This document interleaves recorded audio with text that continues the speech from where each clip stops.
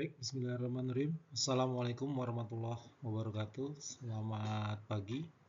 Izinkan nama saya Barlianto dari kelas MJ 501. Pada mata kuliah Manajemen Risiko, saya akan coba menyampaikan tentang tugas ujian tengah semester di semester ganjil tahun ajaran 2024-2025. Adapun tugas UTS kali ini adalah dari sebuah penelitian. Kita ditugaskan untuk membuat analisis mengenai identifikasi jenis-jenis risiko utama yang dihadapi oleh bank swasta di Indonesia. Terus yang kedua, evaluasi strategi mitigasi risiko yang dapat digunakan untuk menghadapi tantangan tersebut. Dan yang ketiga, rekomendasi inovasi atau pendekatan baru untuk meningkatkan efektivitas manajemen risiko pada sektor perbankan. Berikut penjelasannya. Kami coba mengidentifikasi jenis-jenis risiko utama yang dihadapi oleh bank swasta di Indonesia. Jadi yang pertama adalah risiko kredit, yaitu risiko kredit ialah risiko yang timbul akibat kegagalan debitur dalam memenuhi kewajibannya. Bank swasta Indonesia menghadapi risiko ini terutama dari pinjaman yang diberikan kepada sektor-sektor yang rentan terhadap fluktuasi ekonomi. Untuk mengelola risiko ini, bank perlu untuk melakukan penilaian kredit yang cukup ketat dan memantau portofolio pinjaman secara berkala. Terus yang kedua adalah risiko pasar. Risiko pasar ini berkaitan dengan perubahan nilai pasar dari aset keuangan yang dimiliki oleh bank. Ini termasuk risiko suku bunga, risiko nilai tukar, dan risiko harga komoditas. Jadi, bank harus memiliki strategi lindung nilai atau hedging yang efektif dan menggunakan alat-alat keuangan untuk mengurangi dampak dari fluktuasi pasar. Dan yang ketiga adalah risiko likuiditas. Risiko likuiditas akan terjadi ketika bank tidak mampu memenuhi kewajiban jangka pendeknya karena kekurangan dana likuid, sehingga bank perlu menjaga cadangan likuiditas yang memadai dan memiliki akses ke sumber pendanaan yang beragam untuk menghadapi risiko ini. Dan berikutnya yang keempat, dari identifikasi jenis-jenis risiko utama yang akan atau dihadapi oleh bank swasta Indonesia. Yang keempat adalah risiko operasional. Risiko operasional adalah mencakup kerugian yang timbul dari kegagalan sistem internal. Ada human error atau kesalahan manusia atau kejadian eksternal seperti bencana alam.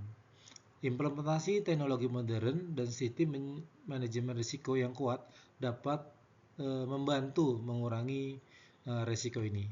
Terus yang kelima adalah risiko kepatuhan, yaitu risiko yang timbul dari ketidakpatuhan terhadap peraturan dan regulasi yang berlaku.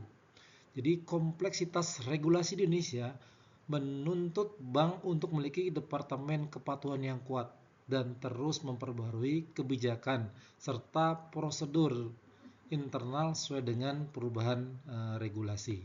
Dan yang keenam adalah risiko reputasi. Risiko reputasi akan terjadi ketika kepercayaan publik terhadap bank menurun akibat isu-isu negatif seperti skandal atau kegagalan layanan. Sehingga bank perlu menjaga transparansi, komunikasi yang baik dengan pemangku kepentingan, dan juga respon cepat terhadap masalah yang timbul.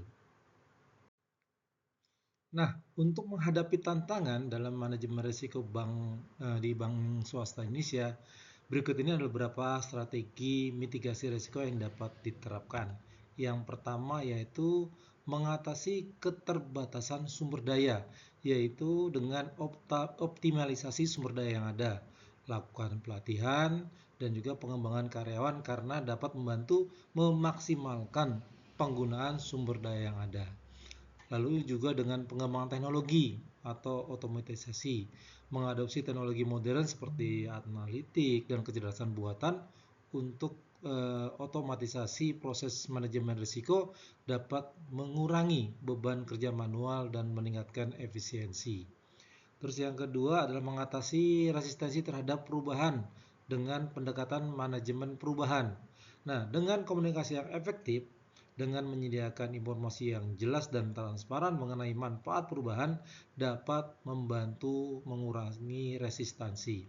Jadi, partisipasi karyawan yaitu melibatkan karyawan dalam proses perubahan dan mendengarkan masukan mereka dapat meningkatkan rasa memiliki dan juga mengurangi resistensi.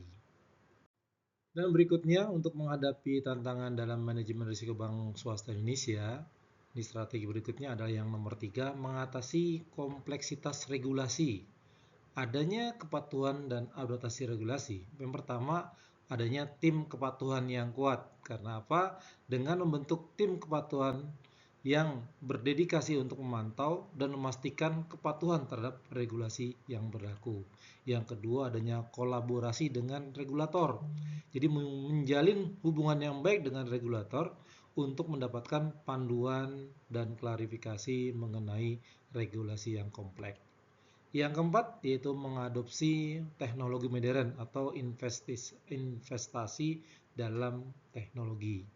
Jadi ada dua yang bisa dilakukan, yaitu pertama sistem manajemen risiko terintegrasi, yaitu menggunakan sistem yang dapat mengintegrasikan berbagai aspek manajemen risiko untuk memberikan gambaran yang komprehensif dan real time. Dan yang kedua atau berikutnya adalah mengenai analitik prediktif, yaitu menggunakan analitik prediktif untuk mengidentifikasi potensi risiko sebelum menjadi masalah besar. Dan yang berikutnya atau yang kelima adalah untuk membangun budaya risiko yang kuat. Jadi budaya risiko yang kuat bisa dibangun meliputi yang pertama pelatihan dan edukasi, yaitu mengadakan pelatihan program yang berkelanjutan untuk meningkatkan kesadaran dan pemahaman karyawan tentang pentingnya manajemen risiko. Dan yang berikutnya, yang kedua adalah kepemimpinan yang mendukung. Ini sangat penting, yaitu memastikan bahwa manajemen puncak mendukung dan mempromosikan budaya risiko yang kuat di seluruh organisasi. Sehingga disimpulkan, karena dengan mengetahui strategi ini, Bank Swasta Indonesia dapat lebih efektif dalam mengelola risiko, meningkatkan stabilitas keuangan, dan juga memperkuat kinerja keseluruhan mereka. Baik, selanjutnya adalah rekomendasi dan inovasi serta pendekatan baru untuk meningkatkan efektivitas manajemen risiko pada sektor perbankan. Kami akan coba jelaskan satu persatu. Yang pertama adalah adanya kecerdasan buatan atau AI dan juga pembelajaran mesin atau kita sering sebut dengan machine learning. AI dan machine learning dapat digunakan untuk menganalisis data dalam jumlah besar secara cepat dan akurat. Teknologi ini membantu dalam mendeteksi pola yang mencurigakan dan memprediksi resiko sebelum terjadi. Misalnya, AI dapat digunakan untuk deteksi penipuan secara real time dan analisis resiko kredit yang lebih akurat. Kedua, analitik data besar atau big data analytic. Big data analytic memungkinkan bank untuk mengumpulkan dan menganalisis data dari berbagai sumber untuk mendapatkan wawasan yang lebih mendalam tentang resiko. Karena dengan analitik data besar, bank dapat mengidentifikasi tren dan pola yang mungkin tidak terlihat dengan metode tradisional, sehingga dapat mengambil tindakan pencegahan yang lebih tepat waktu. Dan yang ketiga, rekomendasi yang kami sampaikan tentang komputasi awan atau cloud computing. Komputasi awan memungkinkan bank untuk menyimpan dan mengakses data secara fleksibel dan aman. Dengan menggunakan layanan cloud, bank dapat meningkatkan skalabilitas dan efisiensi operasional, serta memastikan bahwa data selalu tersedia dan terlindungi dari berbagai gangguan. Dan yang keempat, dari rekomendasi inovasi atau pendekatan baru untuk meningkatkan efisiensi manajemen resiko pada sektor perbankan yaitu Internet of Things, ya, IoT.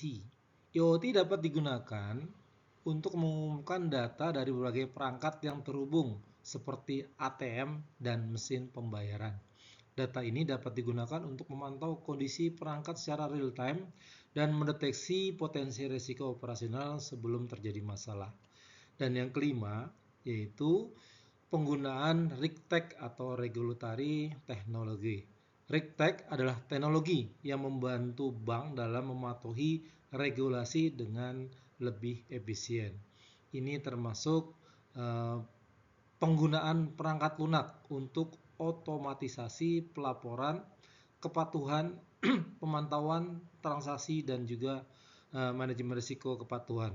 RegTech dapat membantu bank mengurangi biaya kepatuhan dan menghindari sanksi regulasi. Sehingga dengan mengadopsi inovasi-inovasi ini, bank dapat meningkatkan efektivitas manajemen risiko mereka, mengurangi potensi kerugian, dan meningkatkan stabilitas keuangan secara keseluruhan. Sehingga kami bisa simpulkan bahwa manajemen risiko yang efektif sangat penting untuk menjaga stabilitas keuangan dan kinerja bank secara keseluruhan. Bank perlu menerapkan pendekatan yang komprehensif, proaktif, dan adaptif untuk menghadapi tantangan-tantangan yang akan terjadi. Terima kasih. Demikian penyampaian dari saya. Assalamualaikum warahmatullahi wabarakatuh.